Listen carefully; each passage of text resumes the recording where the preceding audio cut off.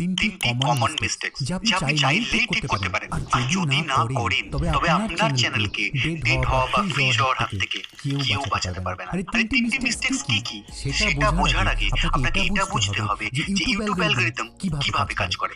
আমি ধরে নিচ্ছি আপনার কন্টেন্টে দম আছে, আপনি 50+ ভিডিও বানিয়ে ফেলেছেন অলরেডি, আর আপনার সাবস্ক্রাইবার 1000+ হয়ে গেছে। এখন আজকে আপনি একটা ভিডিও আপলোড করলেন, অ্যালগরিদম প্রথম 1 ঘন্টায় শুধুমাত্র আপনার 250 জন সাবস্ক্রাইবারের হোম পেজে আপনার ভিডিওটা শো করলো। সেখানে 10 জন আপনার ভিডিওটা দেখলো আর 240 জন দেখলো না।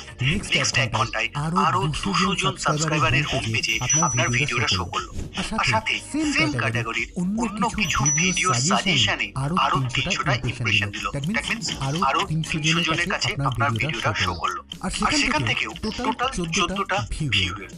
অর্থাৎ প্রথম 2 ঘন্টায় আপনাকে ইউটিউব টোটাল 250+